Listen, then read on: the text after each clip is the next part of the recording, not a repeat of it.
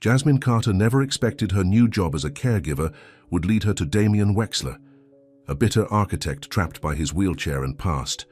But when her courage cracks his walls, sparks fly, and so do the threats from their pasts. Before we get into the story, comment below where in the world you are watching from today. Jasmine Carter stared at her reflection in the cracked bathroom mirror of her small apartment. Dark circles under her eyes told the story of another sleepless night worrying about bills. At 30 years old, she hadn't imagined life would be this hard. But being a single mom meant every day was a battle to keep going. "Mommy, I can't find my blue truck," called out 8-year-old Malik from the living room. "Check under your bed, baby," Jasmine replied, quickly applying some mascara. She couldn't be late for this job interview, not when the rent was due in 3 days and her savings account was practically empty. The letter from her former employer still sat on the kitchen counter, the words "position eliminated" jumping off the page like a slap in the face. 2 years as a receptionist at Morgan & Lewis law firm, gone in an instant because of company restructuring. Malik appeared in the doorway, truck in hand, wearing his favorite Spider-Man t-shirt. "Found it. Ms. Rodriguez says I can bring it for show and tell today." Jasmine smiled, grateful that their elderly neighbor had agreed to watch Malik before and after school while she looked for work. "That's great, honey. Now grab your backpack. We need to get moving." The bus ride across town took them from their modest neighborhood to the wealthy part of the city, where houses looked more like palaces. Jasmine kissed Malik goodbye at Ms. Rodriguez's door and checked the address on the wrinkled newspaper clipping one more time. Private caregiver needed. Experience preferred but not required. Competitive salary, immediate start possible. The mansion at 1255 Oakwood Drive loomed before her, its iron gates and perfectly manicured lawns screaming old money. Jasmine pressed the intercom button, her hand trembling slightly. "Yes?" a gruff male voice answered. "I'm Jasmine Carter. I have an interview for the caregiver position at 9 o'clock. The gates opened with a creak, and Jasmine walked up the long driveway, her sensible shoes clicking against the pavement. The front door opened before she could knock, revealing an older woman in a housekeeper's uniform. "I'm Mrs. Jenkins," the woman said, her expression neutral. "Mr. Wexler is waiting in his study.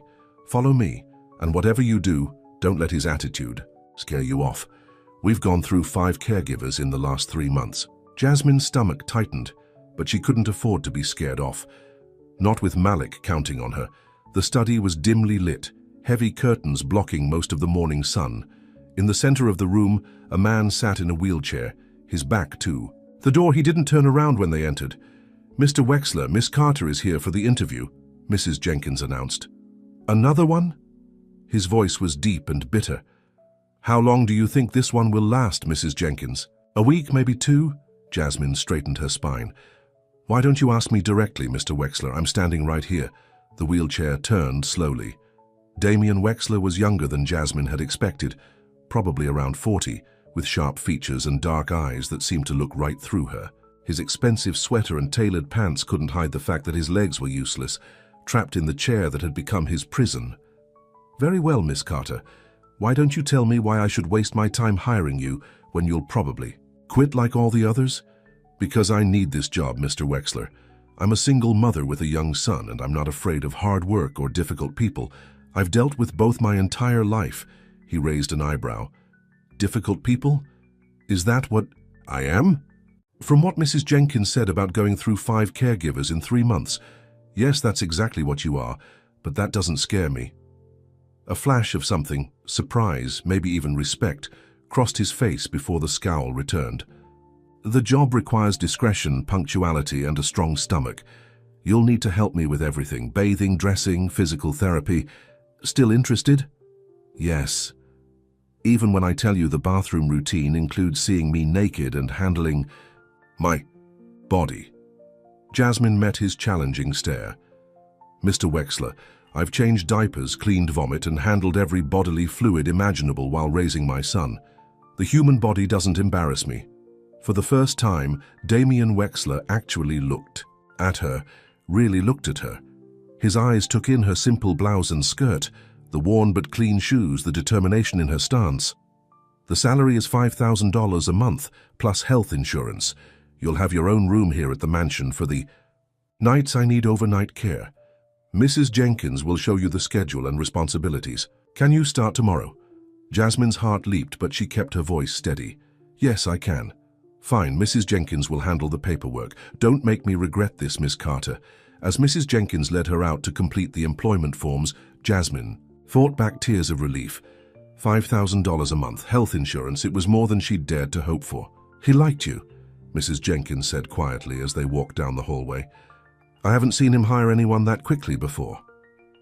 He has a funny way of showing it. Mrs. Jenkins sighed. Mr. Wexler wasn't always like this. Before the accident, he was one of the most celebrated architects in the city. Charming, brilliant, full of life. The crash changed everything, not just his body, his spirit. What happened? Drunk driver ran a red light 2 years ago. Mr. Wexler was trapped in the car for almost an hour before they could get him out. The spinal cord injury left him paralyzed from the waist down. He shut down his architecture firm, cut off most of his friends, and barely leaves the house anymore. The only reason he even agreed to hire caregivers was that his doctor insisted he needed professional help. Jasmine thought about the bitterness in those dark eyes, the anger that seemed to radiate from him. Well, he's stuck with me now. I don't give up easily. That's good, Mrs. Jenkins replied. Because underneath all that anger, there's still a good man in there. Someone just needs to help him remember that. As Jasmine signed the employment contract, she looked around at the massive house with its empty halls and heavy silence. Tomorrow, she would start the job that could change her life. If she could just get past the walls Damien Wexler had built around himself. Little did she know those walls were about to become the least of her challenges in the months ahead. Jasmine's first week at the Wexler mansion tested every ounce of patience she possessed. Damien seemed determined to prove she wouldn't last, starting with their very first morning together. You're late, he snapped when she arrived at 7:02 a.m. I expect punctuality, Miss Carter. The bus was delayed by 2 minutes, Mr. Wexler. It won't happen again. Jasmine set down her bag, refusing to be intimidated. The bathroom routine starts at 7 sharp. Every minute wasted is a minute I fall behind schedule. Jasmine followed him to the massive master bathroom, trying not to stare at the luxury surrounding them. The marble countertops alone probably cost more than her entire apartment. The water temperature needs to be exactly 95 degrees, Damien instructed. Not too hot, not too cold. I can't feel it properly, so you'll need to check it carefully. The process of helping him undress and transfer from his wheelchair to the specially designed bath chair was awkward for both of them. Jasmine could see the humiliation in his eyes, even as he tried to mask it with coldness. I'm not made of saglas, he said sharply when she hesitated to lift his legs. Just do what needs to be done. As she helped wash his back, Jasmine noticed the scattered papers on the counter. Before she could stop herself, her eyes caught glimpses of beautiful sketches, cityscapes and buildings drawn with incredible detail. Don't look at those, Damien's voice boomed through the bathroom. Your job is to help me bathe, not snoop. Through my personal things. I wasn't snooping, Jasmine replied calmly. But they're beautiful. Did you draw them? That's none of your business. Just finish your job and get out. The rest of the week followed a similar pattern. Damien barked orders, tested her limits, and seemed to go out of his way to make everything difficult. But Jasmine refused to break. Every morning, she arrived at exactly 6:55 a.m., prepared for whatever mood she might find him in. She learned his routines, memorized his preferences, and met his anger with steady calm. At home, Malik noticed the exhaustion in his mother's eyes. Are you okay, Mummy? He asked one evening as they ate dinner in their tiny kitchen. I'm fine, baby. Just getting used to my new job. Jasmine smiled, not wanting her son to worry. How about we watch your favorite cartoon before bedtime? The truth was, the job was taking its toll. Every night, her muscles ached from helping Damien with his exercises and transfers. The emotional strain of dealing with his constant criticism was even worse. But then came the moment that changed everything. It happened during the morning routine, exactly 1 week after she started. As Jasmine helped Damien wash his hair, she noticed his hands trembling slightly. "Are you okay, Mr. Wexler?" "I'm fine," he snapped, but his voice sounded strained. Suddenly his body went rigid and a spasm rippled through his shoulders. Jasmine reacted instantly, supporting his head before it could hit the back of the chair. "I need my medication," he gasped. "In the cabinet, the blue bottle." Jasmine quickly grabbed the pills, helping him take them with some water. She held him steady until the spasm passed, her hands gentle but firm on his shoulders. For several long moments they stayed, like that in silence. When Damien finally spoke, his voice was different, softer, almost vulnerable. "Thank you," he said quietly. Most people panic when that happens. "I told you, Mr. Wexler, I don't scare easily." He looked at her then, really looked at her, as if seeing her for the first time. "No, I suppose you don't."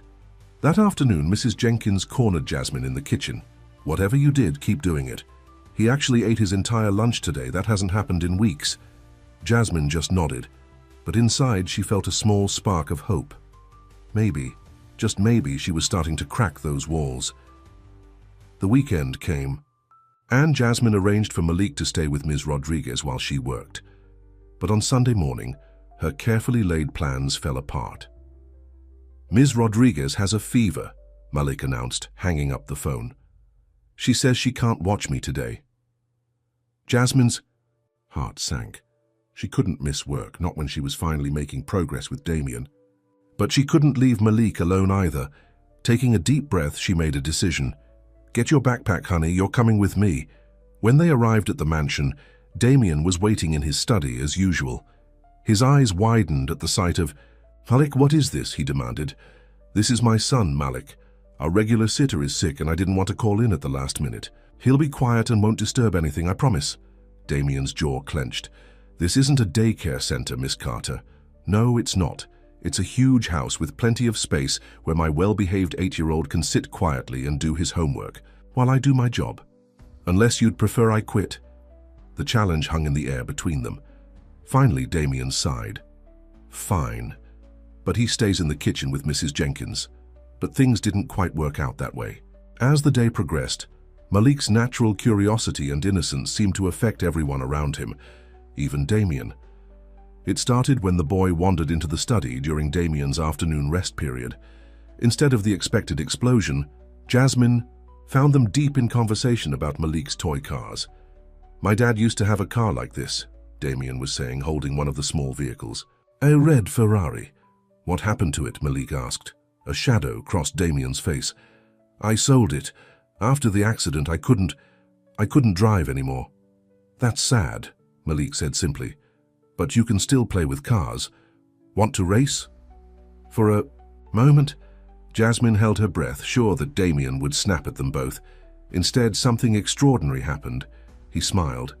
It was small and rusty from disuse, but it was real. "Maybe another time, kid," he said softly.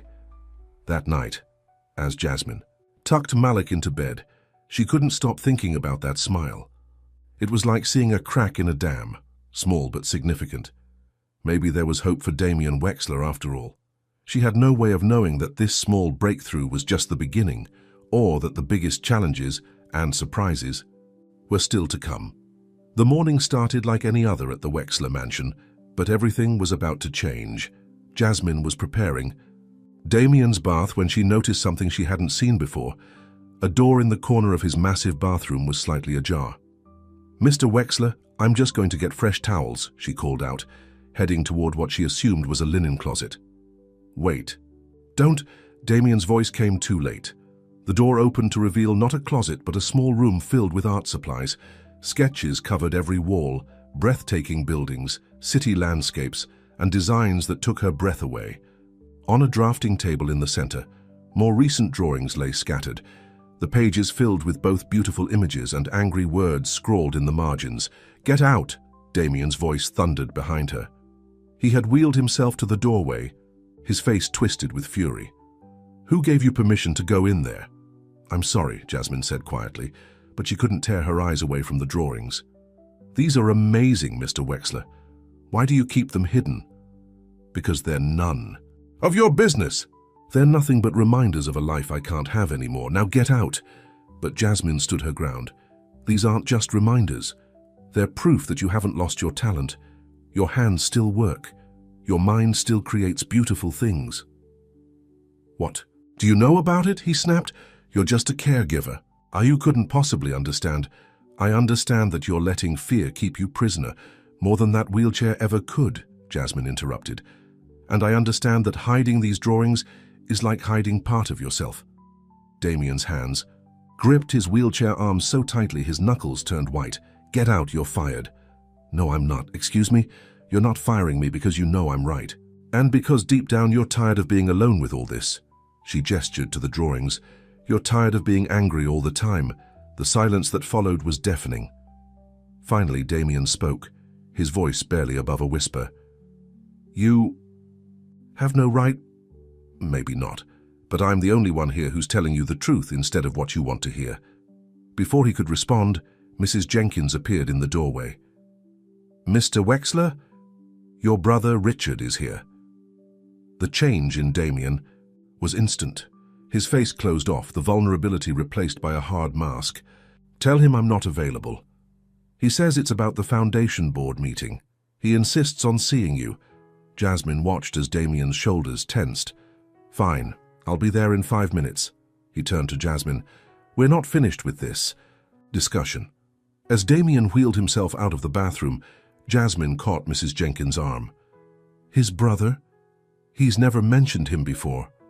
The housekeeper's expression turned worried. Richard Wexler is complicated. He took over the family foundation after Damien's accident. Things haven't been the same between them since. From the study down the hall, raised voices could be heard. Jasmine tried not to listen as she cleaned the bathroom, but the words carried clearly. The board is getting impatient, Damien. Richard's voice boomed. You can't keep hiding in this house forever. Either you come back and take your place or we'll have to make permanent changes. How you mean you'll have to take permanent control? Damien shot back. Isn't that what you've wanted all along? Don't be dramatic. I'm trying to protect our family's legacy. The legacy you abandoned when you decided to become a recluse. I didn't abandon anything. I lost the use of my legs, Richard, or did you forget that tiny detail? Your legs were injured, not your brain. But instead of adapting, you locked yourself away and left me to clean up your mess. The foundation needs leadership. The architect who designed buildings for the less fortunate is now too self-absorbed to even show up at board meetings. The sound of something crashing made Jasmine jump. She hurried to the study, finding Damien's wheelchair next to an overturned side table, papers scattered everywhere. Get out, Damien was saying to his brother, his voice deadly quiet. Get out of my house. Richard straightened his expensive suit. The next board meeting is in 2 weeks. If you're not there, we'll take the vote without you. He turned to leave, nodding curtly to Jasmine as he passed. Jasmine began picking up the scattered papers. They were old newspaper articles about Damien, about the buildings he'd designed, the charitable projects he'd led, the lives he'd changed through the Wexler Foundation's work. Leave them, Damien said tiredly. Was he telling the truth about the foundation? Damien wheeled himself to the window, staring out at the gardens. The Wexler Foundation was started by my grandfather to help build community centers and affordable housing in poor neighborhoods. I took over when I was 25, added programs for education and job training. It was more than just building structures. It was about building futures. And now? Now? He laughed bitterly. Now my brother runs everything. He's more interested in fancy fundraising galas than actual community work. But what can I do? I can barely leave this house, let alone run a foundation. Jasmine thought about the sketches in the bathroom, about the passion and pain she'd seen in those drawings. Maybe you can do more than you think. Don't start, he warned. I'm not in the mood for another pep talk. Fine, but will you at least look at something? She hurried to the bathroom and returned with one of his recent sketches, a design for what looked like a community center with ramps and accessible features seamlessly integrated into the architecture. Where did you get that? He demanded. It was on your drafting table. Mr. Wexler, this design, it's not just beautiful, it's thoughtful. It shows that you understand what people with disabilities need in a building. Who better to design spaces for them than someone who knows the challenges firsthand? For a long moment, Damien stared at the sketch. It was just an idea, something to pass the time. It's more than that, and you know it. Jasmine laid the sketch on his desk. The board meeting is in 2 weeks. Maybe it's time to show them what you can still do. They wouldn't listen. Make them listen. Show them these designs. Remind them why the foundation was created in the first place. She paused. Unless you're scared. His head snapped up. I'm not scared. Prove it. Their eyes locked in a silent battle of wills. Finally, Damien reached for the sketch. Get me my drafting supplies and call Mrs. Jenkins. I'll need coffee, lots of it. A smile tugged at Jasmine's lips. Yes, Mr. Wexler. As she headed to gather the supplies, she heard him call out, And Jasmine, you're still not fired. For the first time, he'd used her first name. It was a small thing, but somehow it felt like a victory. That night, as she helped him prepare for bed, the tension between them had shifted. Something had changed, though neither of them was ready to name it. Will you be here tomorrow? He asked as she turned off the lights. To help with the designs. Of course, someone has to keep you from giving up. In the darkness, she could have sworn she saw him smile. Good night, Jasmine. Good night, Mr. Wexler. As she left the mansion that night, Jasmine couldn't shake the feeling that they were standing on the edge of something important. The next 2 weeks would either break down the last of Damien's walls or send him retreating further behind them. What she didn't know was that forces beyond their control were already in motion, forces that would test not just Damien's courage, but her own heart as well. The next 2 weeks transformed the Wexler mansion. The study, once a dark cave of isolation, became a bustling workplace. Drawings and blueprints covered every surface as Damien threw himself into preparing for the board meeting. These accessibility features need to be more subtle, Damien muttered one evening, bent over his drafting table. We want people to feel welcome, not labeled. Jasmine watched him work, amazed by the change in him. The bitter man who had hired her was disappearing, replaced by someone focused and alive with purpose. What do you think about this layout? He asked, showing her a sketch of a community center's entrance.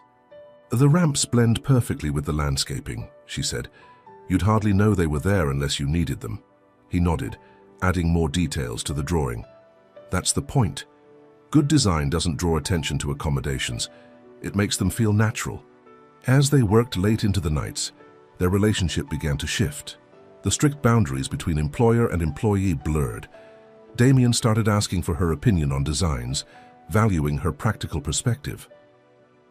One night, Mrs. Jenkins found them laughing over Chinese takeout as Damien told stories about his early days as an architect. My first project was a disaster, he admitted. The client wanted modern, but my idea of modern was something out of a science fiction movie. The look on his face when I showed him the design. What did you do? Jasmine asked, wiping tears of laughter from her eyes. Started over. Learned to listen to what people actually needed, not just what I thought they should want. His smile faded slightly.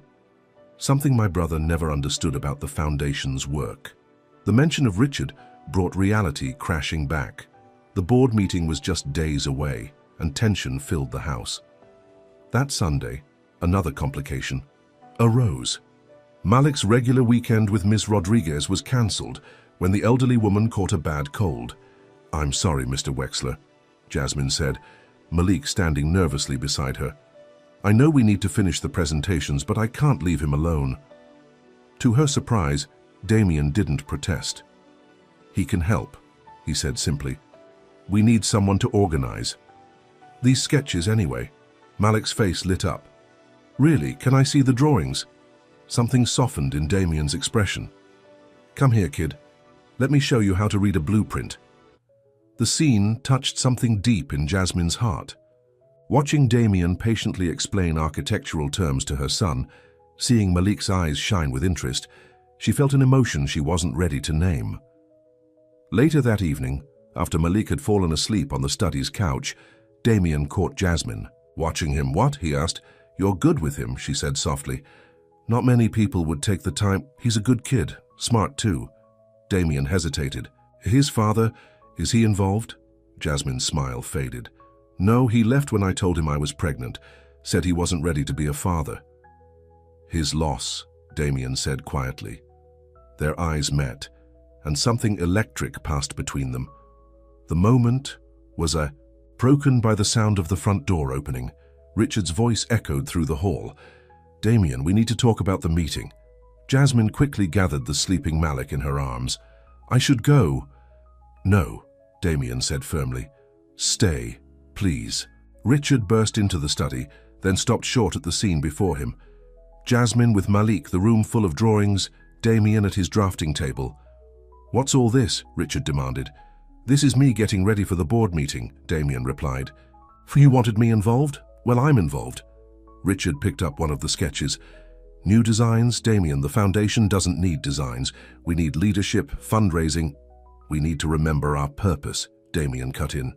"Grandfather didn't start this foundation to throw parties for rich donors. He started it to make a difference in people's lives. Times have changed. We need money to operate, and we'll get it, but not by abandoning our mission." Damien's voice grew stronger. "I'm coming to the board meeting, Richard, and I'm bringing a proposal for a new direction." Richard's face darkened. "You can't just walk back in after 2 years and take control. Watch me." The brothers stared each other down until Richard finally turned away. "Fine. Bring your proposals. But don't be surprised when the board doesn't share your idealistic views." After he left, Jasmine laid a still sleeping Malik back on the couch. "Are you okay?" Damien ran a hand through his hair. "I don't know. For 2 years, I've let him run everything his way. Maybe I waited too long to fight back." "It's never too late to fight for what you believe in." He looked at her then, really looked at her, and something in his gaze made her heart skip. "Why do you have so much faith in me?" "Because I've seen who you really are, under all that anger and pain. The man who designs buildings that help people. The man who takes time to teach architecture to an 8-year-old boy. That's the real Damien Wexler." She turned away, suddenly aware of how close they were standing. "I should get Malik home, Jasmine." His voice stopped her. When she looked back, his eyes were intense. "Thank you for not giving up on me." The words hung between them, heavy with unspoken meaning. Jasmine felt her cheeks flush. "Good night, Mr. Wexler." "Damien," he said softly. "Please, call me Damien." That night, as Jasmine lay in bed, she couldn't stop thinking about the way he'd looked at her, the way her heart had raced when he asked her to use his first name, the way everything was changing between them. But romance wasn't part of her plan. She had Malik to think about, and Damien had the foundation to fight for. She couldn't afford to let her heart lead her into dangerous territory. What she didn't know was that her heart had already made its choice, and the biggest challenges were still to come. The morning of the board meeting dawned bright and clear. Jasmine arrived early to help Damien prepare, finding him already dressed in a sharp suit, his wheelchair positioned by the window. "You didn't sleep," she said, noticing the dark circles under his eyes. "How could I?" His hands fidgeted with his tie. "Everything depends on today." Jasmine stepped forward, gently fixing his crooked tie. "Your designs are brilliant. The board will see that." Their eyes met, and for a moment, neither of them moved. Damien's hand caught hers, still resting on his tie. "Come with me today." "To the meeting, but you're the reason I'm even trying this. Please, Jasmine, I need you there." The vulnerability in his voice made her heart ache. "Okay. Let me call Ms. Rodriguez about Malik." Mrs. Jenkins appeared in the doorway. "The car is ready, Mr. Wexler." The Wexler Foundation headquarters occupied a sleek downtown building. As they pulled up, Jasmine saw Richard waiting at the entrance, his expression dark. "Remember why you're doing this," she whispered to Damien as they approached. The boardroom fell silent when Damien wheeled himself in. Most of the board members hadn't seen him since before the accident. Their shock was visible. "Welcome back."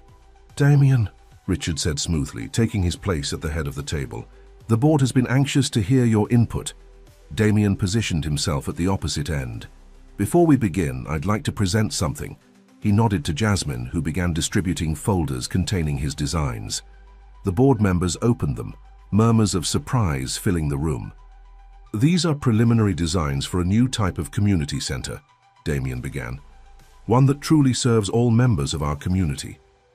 As he explained his vision, Jasmine watched the faces around the table. Some showed genuine interest, others skepticism. Richard's expression grew darker with each word. "This is all very touching," Richard interrupted, "but the foundation can't afford to fund passion projects. Our focus needs to be on sustainable growth." "You mean on fancy fundraisers and photo ops?" Damien's voice cut through the room. "That's not what this foundation was built for. Times have changed, Damien. While you've been hiding in your mansion, I've been keeping this foundation alive by betraying everything it stands for." Damien's fist hit the table. "Show them, Jasmine." She pulled out more papers, financial reports they discovered while preparing for the meeting. "Under my brother's leadership," Damien continued, "administrative costs have tripled. Money meant for community programs has been diverted to consulting fees and executive expenses. Meanwhile, actual community support has dropped by 60%. The board members began examining the numbers, concerned whispers spreading around the table. Richard's face turned red. "You have no right to come in here and make accusations." "I have every right." Damien's voice rang with authority. "This is my grandfather's legacy. He built this foundation to help people, not to fund your lifestyle." An elderly board member spoke up. "These numbers are troubling, Richard, and Damien's designs. They remind me of the work his grandfather used to do." "We can't just throw away 2 years of progress," Richard argued. "The foundation needs stability." "The foundation needs its soul back," Damien countered. He wheeled himself around the table, showing more detailed drawings. "These centers wouldn't just be buildings. They'd be symbols of hope, places where everyone, regardless of ability or circumstances, can find help and purpose." Another board member leaned forward. "The accessibility features are remarkable.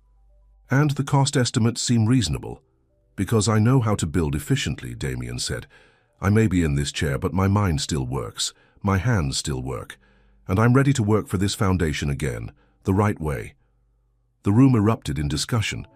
Richard tried to regain control, but the momentum had shifted.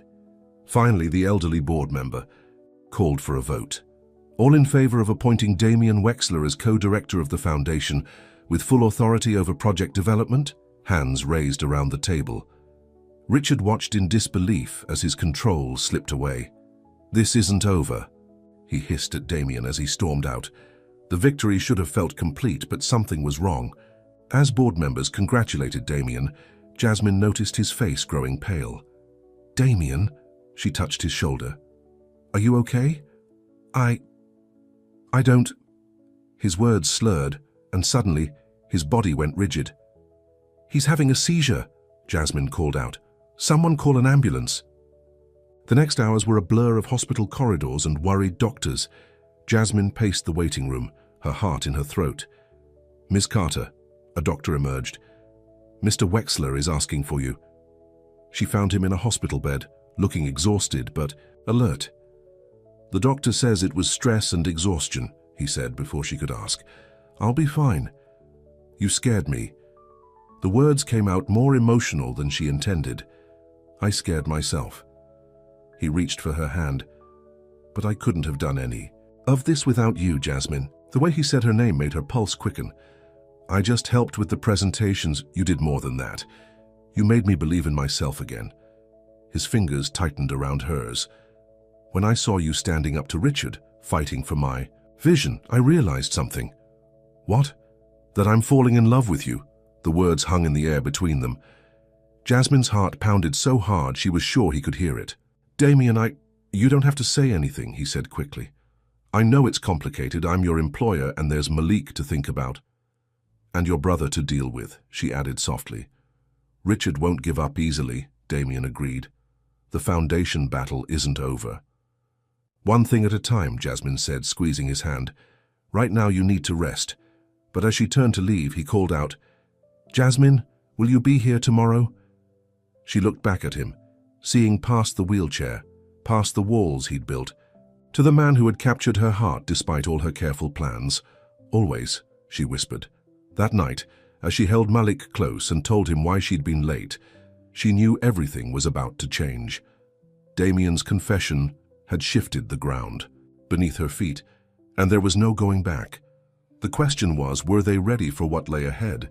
Because Richard's threat echoed in her mind, and she knew the real battle was just beginning. The next few weeks brought changes no one could have predicted. Damien threw himself into his new role at the foundation, working from home while recovering from his hospital stay. The study became command central, filled with blueprints, project proposals, and constant video calls. But Richard wasn't going down without a fight. "Another donor pulled out this morning," Mrs. Jenkins announced, bringing "in the morning coffee." "That's the third one this week." Damien's jaw tightened. Richard's been talking to them, telling them the foundation is unstable under my leadership. Jasmine, who was organizing project files, felt her anger rise. "He's trying to sabotage you." Of course he is. The question is, how far will he go? They got their answer that afternoon. Jasmine was helping Damien with his physical therapy when Mrs. Jenkins burst in, waving a newspaper. "You need to see this," she said, her face pale. The headline made Jasmine's blood run cold. "Wexler Foundation in Crisis. Sources question disabled director's competency." The article was brutal, filled with anonymous quotes questioning Damien's ability to lead while confined to a wheelchair and hinting at mental instability. Worst of all, it mentioned his recent hospitalization, twisting it into evidence of his unfitness. "Richard," Damien growled, "this has his fingerprints all over." "But why would he hurt the foundation just to get back at you?" Jasmine asked. "Because he knows donors will still trust him to save it once I'm forced out. He's playing the long game." The phone started ringing non-stop. Board members wanted emergency meetings. Donors demanded explanations. Through it all, Damien remained surprisingly calm. "We expected this," he told Jasmine that evening as they reviewed damage control strategies. "Richard's always been good at manipulation, but we have to fight back. We will. But smartly." He wheeled himself to the window, thinking, "The article mentions my confined state as a weakness. Let's turn it into a strength." The next day, Damien called a press conference. Despite Jasmine's concerns about his health, he insisted on doing it in person at the foundation headquarters. Reporters packed the room, cameras flashing as Damien took his position at the podium. Jasmine stood nearby, ready to help if needed. "I've read the recent articles questioning my ability to lead this foundation," Damien began. "And I agree, my disability is relevant to my leadership, but not in the way you might think." He gestured to the presentation screen behind him, where his designs appeared. "These are plans for our next project, a state-of-the-art community center designed specifically to be accessible to everyone. I drew these designs myself, using my personal experience to create spaces that truly work for people with disabilities." The reporters leaned forward, interested despite themselves. "My wheelchair isn't a limitation. It's given me insight no able-bodied architect could have. Every ramp, every doorway, every detail is designed with real understanding of what people need." As he spoke, Jasmine watched the room change. The skepticism turned to attention, then interest, then genuine enthusiasm. But in the back of the room, she noticed a familiar face. Richard stood in the shadows, talking quietly on his phone. Damien was just finishing his presentation when Jasmine's own phone buzzed. The message made her gasp. "What is it?" Damien asked as they left the podium. "Ms. Rodriguez just texted. Someone came to her apartment asking questions about me and Malik, about our background, our relationship with you." Damien's face darkened.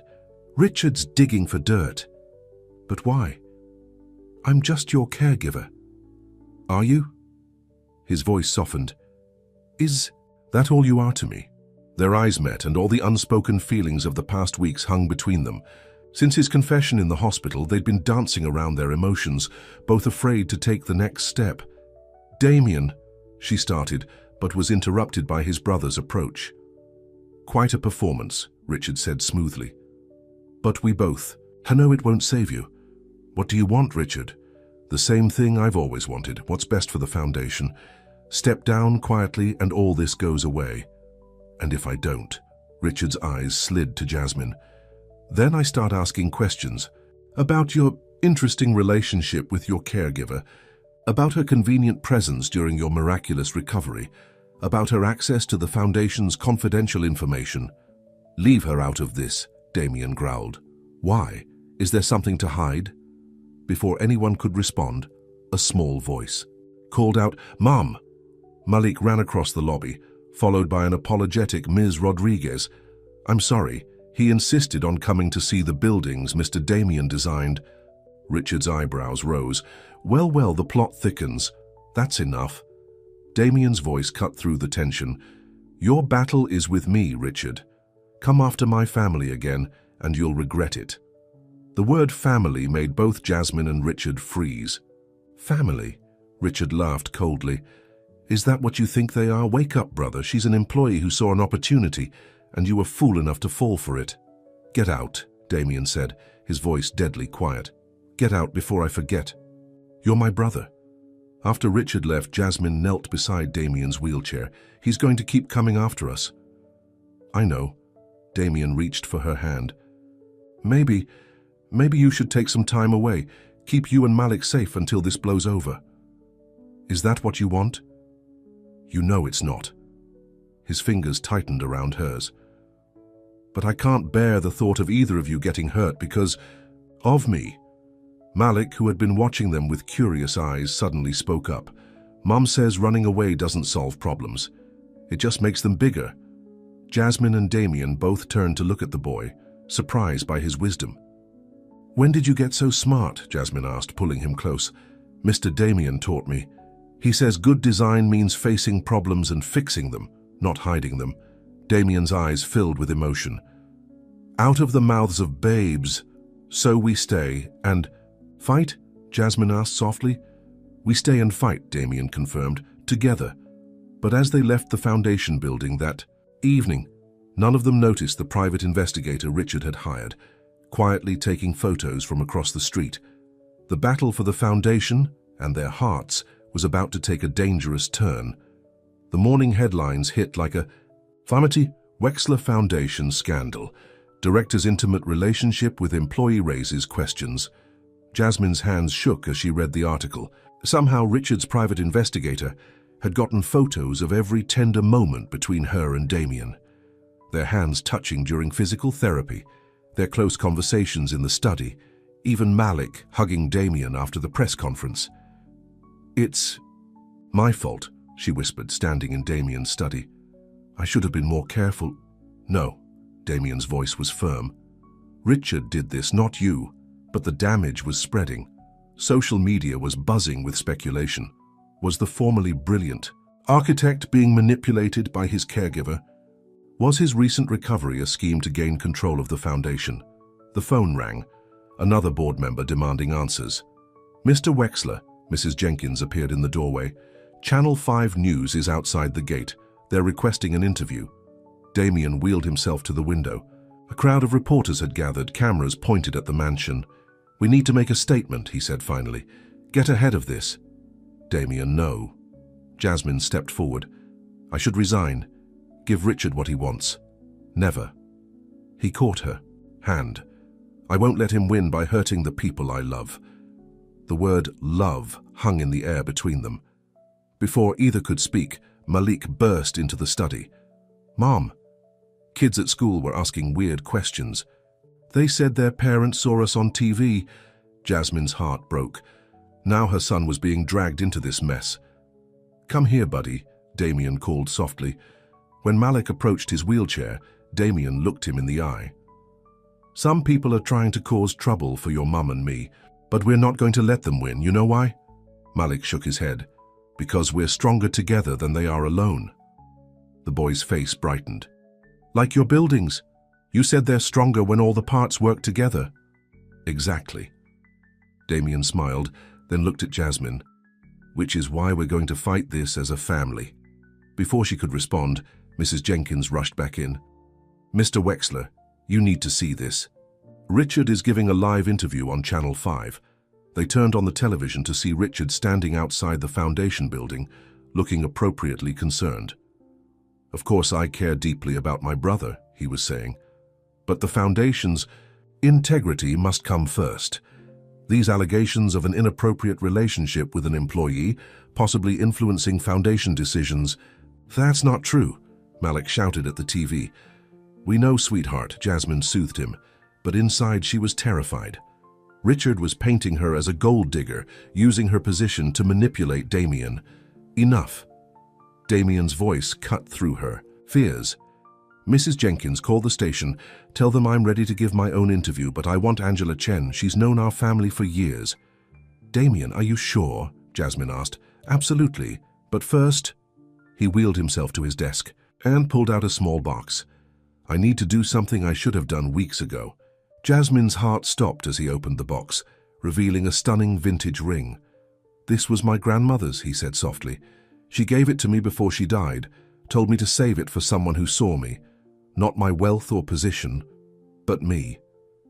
"Damien, I love you, Jasmine. I love your strength, your compassion, your unwavering faith in me. I love how you've brought light back into my life. And I love Malik like he was my own." Tears filled Jasmine's eyes as Damien continued. "I know the timing is terrible. I know Richard will try to use this against us. But I don't care anymore. I want to build a life with you and Malik. Will you marry me?" The room fell silent. Even. Malik held his breath. Through her tears, Jasmine smiled. Yes, yes to all of it. As Damien slipped the ring onto her finger, Malik cheered and Mrs. Jenkins dabbed at her eyes with her apron. But their joy was interrupted by the office phone ringing. It was Theodore Wallace, the eldest board member. "Damien," the old man's voice was grave. "The board is calling an emergency meeting. Richard is demanding a vote of no confidence." After he hung up, Damien looked at his new fiancée. "The real fight starts now. Are you ready?" Jasmine squeezed his hand, her grandmother's ring catching the light. "Together, remember?" They spent the next hours preparing. Damien gathered financial records showing Richard's mismanagement. Jasmine compiled a timeline of her employment and their relationship. Mrs. Jenkins called longtime staff members who could vouch for both of them. As evening fell, Angela Chen from Channel 5 arrived for the interview. She set up in the study, now cleared of confidential documents. "We'll live in 3, 2, 1. "Thank you for having me, Angela," Damien began. "I'd like to address the rumors about my relationship with Jasmine Carter." He spoke from the heart, describing how Jasmine had helped him recover, not just physically, but emotionally.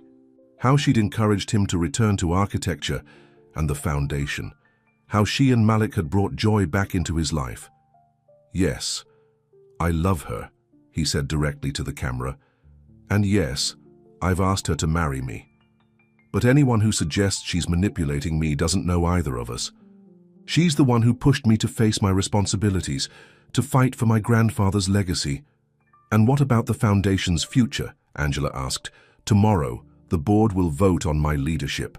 They'll have to choose between my brother's vision of exclusive fundraisers and social events, or my plan to return to our original mission, helping communities in need." "And if they vote against you?" Damien's face set with determination. "Then I'll start over, build something new, because Jasmine taught me that true strength isn't in standing alone, it's in standing together." After the interview, Jasmine held him close. "That was beautiful. I meant every word." He kissed her hand, then looked at Malik, who had fallen asleep on the study couch. "Whatever happens tomorrow, we'll face it as a family." But as they prepared for bed that night, a text arrived from Theodore Wallace. "Richard's been busy. He has proxy votes from 3 board members who couldn't attend. The numbers don't look good." Jasmine saw the worry in Damien's eyes, but his voice remained steady. "Then we'll just have to change their minds." Neither of them slept much that night, both knowing that tomorrow would determine not just their future, but the fate of everything Damien's grandfather had built. What they didn't know was that Richard had one more card to play, one that would force them to choose between their love and the Foundation's survival. The morning of the board meeting dawned grey and stormy, matching the tension in the Wexler mansion. Jasmine helped Damien dress, her grandmother's ring catching the light as she adjusted his tie. "Whatever happens today," she said softly, "we're in this together." They were about to leave when Mrs. Jenkins rushed in, her face pale. "Richard's here. He says he needs to speak with both of you, alone." Damien and Jasmine exchanged worried looks. "Show him in," Damien said finally. Richard entered the study, impeccably dressed as always, but something about his expression made Jasmine's blood run cold. "I'm giving you one last chance," he said without preamble, placing a folder on Damien's desk. "Both of you." Inside were documents, old medical records, court papers, and newspaper clippings that made Jasmine's heart stop. "Where did you get these?" she whispered. "I have very thorough investigators." Richard's smile was cold. "Imagine the headlines: Wexler Foundation caregiver hides criminal past. Your ex-boyfriend's assault charges, the restraining order, the fact that you moved across the country to escape him. That was years ago." Jasmine's voice shook. "I was protecting my son. The press won't care about context. They'll just see that you lied on your employment application by omitting your legal history." Damien's hands gripped his wheelchair arms. "You're despicable, Richard. I'm practical. Here's the deal. Jasmine resigns immediately, publicly stating she took advantage of your vulnerable state. She leaves town with her son. In exchange, these records stay buried, and I convince the board to let you stay on as a figurehead. Everyone wins." "Everyone except justice," Damien snapped. "Everyone except the people who need this foundation. Don't be naive, brother. The foundation will survive under my leadership. But if these documents come out, the scandal will destroy everything, including your precious community projects." Jasmine felt the world spinning. Everything she'd built, everything she and Damien had planned, was crumbling. "I'll do it," she said quietly. "Jasmine." "No." Damien reached for her hand. "I have to protect Malik." Tears filled her eyes. "I can't let him go through another scandal, another move, another school." "Smart girl," Richard smiled. "I have a statement prepared." "Wait," Damien's voice cut through the room. "There's another option." He wheeled himself to his desk and pulled out a different folder. "Your own secrets, Richard. The real reason you're so desperate to keep control." Richard's smile faded.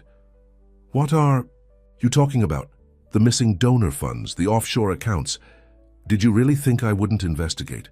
I just didn't want to use it because, despite everything, you're my brother." The color drained from Richard's face. "You're bluffing. Call Theodore Wallace. Ask him what the forensic accountants found when they started looking into your executive expenses."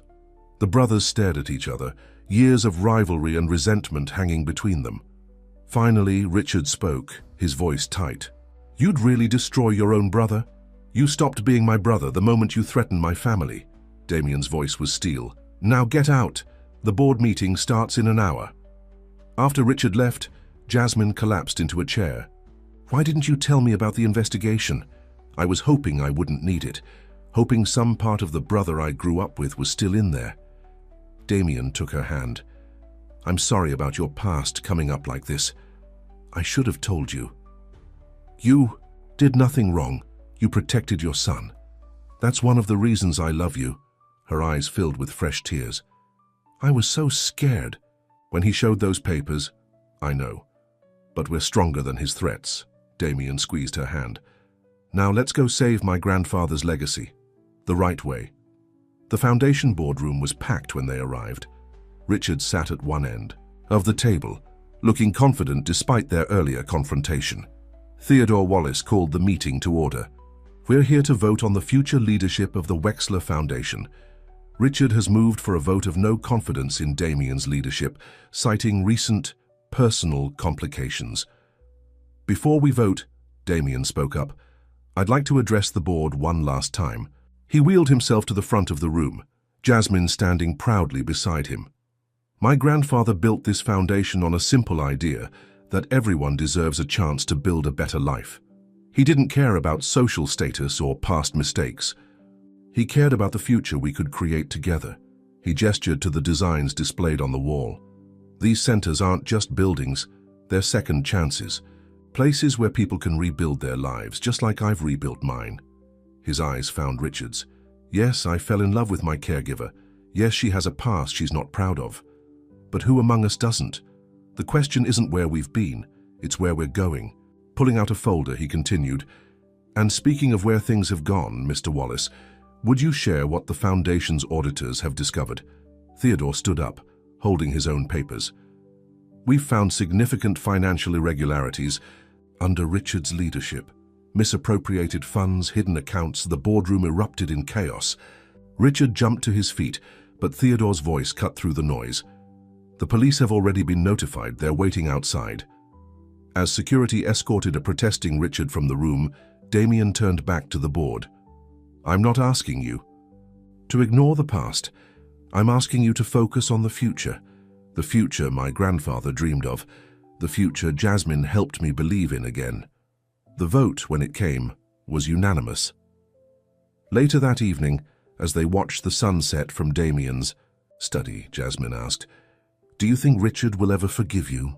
Maybe someday, when he realizes I did it to save him as much as the foundation." Damien pulled her into his lap. "Right now, I'm more interested in our future." "Our future," she repeated softly, looking at her ring. "It sounds wonderful." But as they held each other, neither could have guessed that their greatest challenge was still to come, one that would test not just their love, but their very survival. 3 months after Richard's arrest, life at the Wexler mansion had settled into a happy routine. Wedding plans were underway, Malik had his own room decorated with architectural drawings, and Damien's first community center was nearly ready for its grand opening. "The ramps are perfect," Damien said, reviewing the final construction photos. "Every detail exactly as we designed it." Jasmine smiled, watching him work. The bitter man who had first hired her was gone, replaced by someone full of purpose and Treotabip, but their peace was about to be shattered. It started with a letter, no return address, just a single sheet of paper that made Jasmine's hands shake when she opened it. "I found you." She recognized the handwriting immediately. Marcus, Malik's father, the man she'd spent years hiding from. "Mom?" Malik called from the doorway. "Are you okay? You look scared." Jasmine quickly crumpled the letter. "I'm fine, baby. Just tired. Why don't you go help Mrs. Jenkins with dinner?" But that night she couldn't sleep. The past she'd thought was safely buried was clawing its way back to the surface. "What's wrong?" Damien asked, noticing her distraction during their morning routine. "You've been quiet since yesterday." "It's nothing," she tried to smile, "just wedding jitters." He wasn't fooled. "Jasmine, we promised no more secrets." Before she could respond, Mrs. Jenkins burst in. "Mr. Wexler, there's a man at the gate. He's demanding to see Jasmine, says he's Malik's father." The color drained from Jasmine's face. "No." "Call security," Damien ordered. "Don't let him in." "But..." Marcus's voice carried through the open window, getting louder and more aggressive. "You can't keep my son from me. I have rights." Malik appeared in the doorway, his eyes wide with fear. "Mom, is that him?" "Go to your room, sweetheart," Jasmine said quickly. "Lock the door." But now, Malik." As the boy ran upstairs, the sound of breaking glass echoed from the front of the house. "He's gotten past the gate," Mrs. Jenkins reported, her face pale. "Security is calling the police, but..." Another crash, closer this time. Marcus had broken. "Get behind me," Damien said to Jasmine, positioning his wheelchair between her and the door. "Damien, no, you don't know what he's capable of." "Neither does he." Damien's voice was steel. The study door burst open. Marcus stood there, older than Jasmine remembered, but with the same dangerous light in his eyes. "Well, well," he sneered. "Living in luxury now, aren't you? While keeping my son from me?" "You lost any right to Malik when you put me in the hospital," Jasmine said, her voice shaking but firm. "That was an accident." Marcus took a step forward. "You're the one who ran away, who turned my own son against me." "Step back," Damien warned. "The police are on their way." Marcus laughed bitterly. "And who's this? Your meal ticket? A crippled millionaire who fell for your innocent act?" I said, "Step back." Damien's voice never wavered. "Or what? You'll run me over with your wheelchair." Everything happened in seconds. Marcus lunged forward. Damien spun his chair, using the momentum to block him. But Marcus was stronger, shoving the wheelchair aside. Jasmine screamed as Damien hit the ground hard. She grabbed a heavy paperweight from the desk, but Marcus was faster, catching her wrist. "You're coming with me," he growled. "You and my son. We're going to be a family again, whether you like it or not." "No, they're not." The voice came from behind them. Theodore Wallace stood in the doorway, a security guard beside him. He held something in his hand. Richard's old gun from the foundation safe. "Let her go," Theodore said calmly. "Now." Marcus's grip tightened. "This isn't your business, old man. The Wexlers have been my business for 40 years. I watched Damien grow up. I won't let you hurt his family." The security guard moved forward, but Marcus yanked Jasmine in front of him like a shield. "Back off or she gets hurt." "Mom?" Everyone froze. Malik stood on the study's upper level, looking down through the railing. "Malik, run!" Jasmine cried, but seeing his son seemed to break something in Marcus. His grip loosened just enough. Jasmine drove her elbow back, just as Damien had taught her in their self-defense lessons. At the same moment, the security guard tackled Marcus from behind. The police arrived minutes later, taking Marcus away in handcuffs. As paramedics checked Damien for injuries from his fall, Malik clung to his mother. "I was so scared," he whispered. "It's over now," she soothed him. "He'll never hurt us again." Theodore came to check on them, the gun safely locked away. "I came by to discuss the center's opening ceremony. Good thing I still had the Foundation's security codes." "Thank you," Damien said, wincing as he was helped back into his wheelchair. "But how did you know about the gun?" "Richard kept it in his desk, said it was for protection." Theodore shook his head. "Never thought I'd need to use it." Later that night, after Malik was finally asleep, Jasmine found Damien in their bedroom, his back bruised but nothing broken. "I'm so sorry," she whispered. "I should have told you about the letter." "Shh." He pulled her close. "No more apologies. No more fear. When he pushed your chair, I thought, I know, but I'd do it again. You and Malik are my family now. Nothing will change that." Jasmine touched his face, seeing the love and strength that had drawn her to him from the beginning. "How did I get so lucky?" she wondered aloud. "I'm the lucky one," he smiled. "Now let's focus on tomorrow. We have a community center to open, remember?"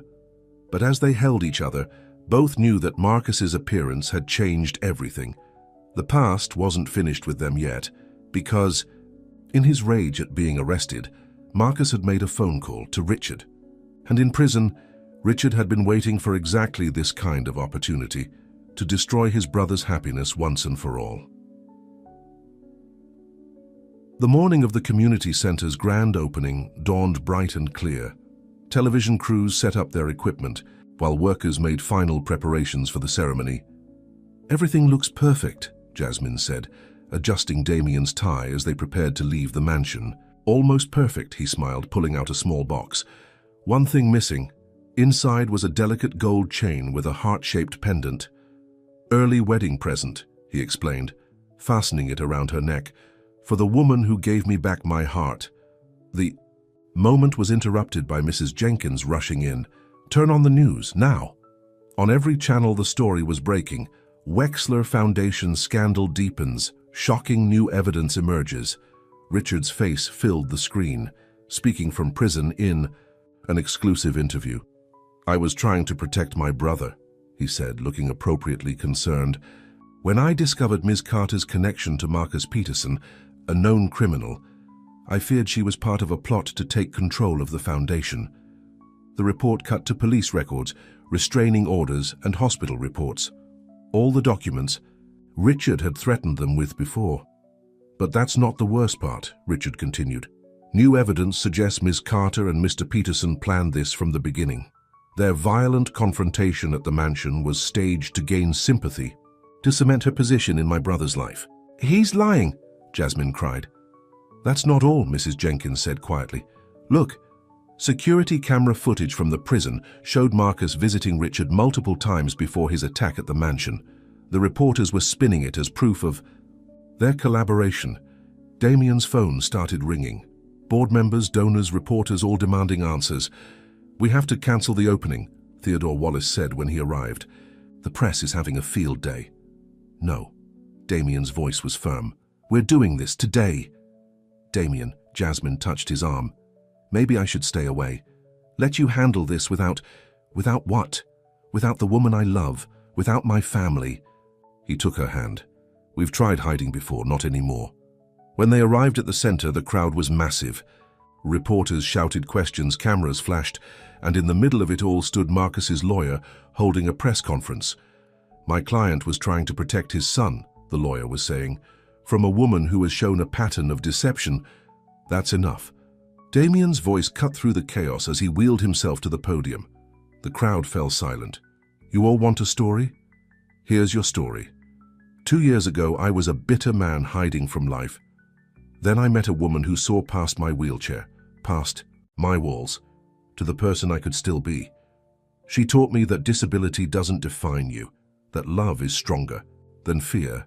He gestured to the building behind him. This center exists because of Jasmine.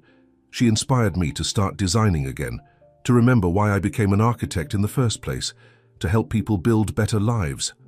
But the evidence? A reporter started. The evidence shows a mother protecting her child from abuse. It shows a woman rebuilding her life despite every obstacle. And yes, it shows my brother conspiring with her abuser to destroy her reputation.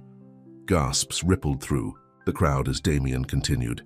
We have proof. Prison visitor logs, recorded conversations, money transfers from Richard's hidden accounts to Marcus Peterson.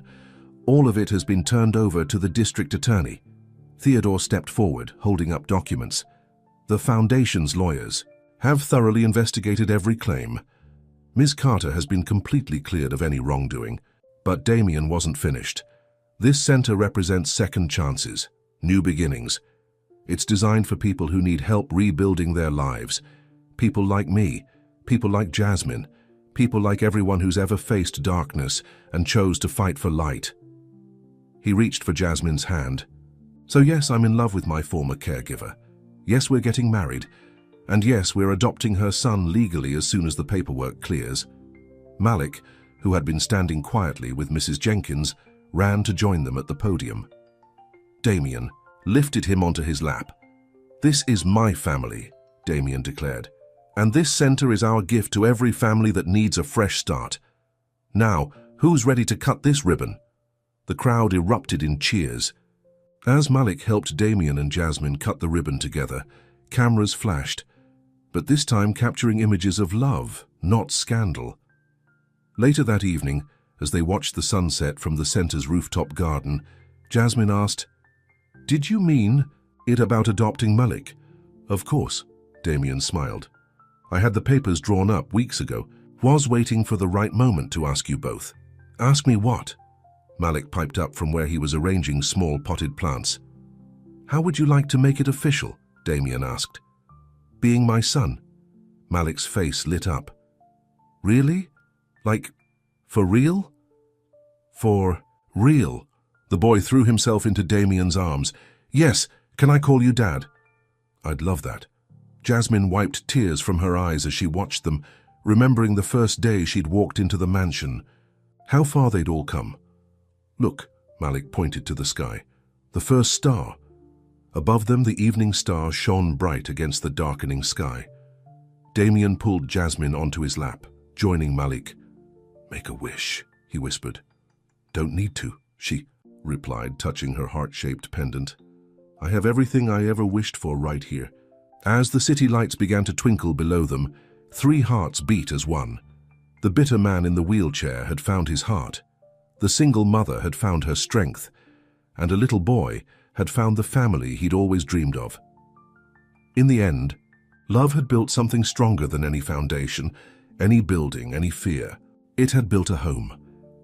6 months later, as Jasmine walked down the aisle in the center's garden, her white dress trailing over the ramps Damien had designed, she saw the future in his eyes. Richard, serving his sentence for conspiracy and fraud, was a distant memory. Marcus had accepted a plea deal and moved across the country, but none of that mattered. What mattered was the man waiting for her, the boy standing proudly beside him, and the love that had given them all a second chance. "Ready?" Damien asked as she reached him. Jasmine looked at her soon-to-be husband, at their son, at the life they'd built together. "Ready," she smiled, "for everything." And as they joined hands, the evening star appeared again, blessing a love that had overcome every obstacle, healed every wound, and built a future brighter than any of them had dared to dream. The end.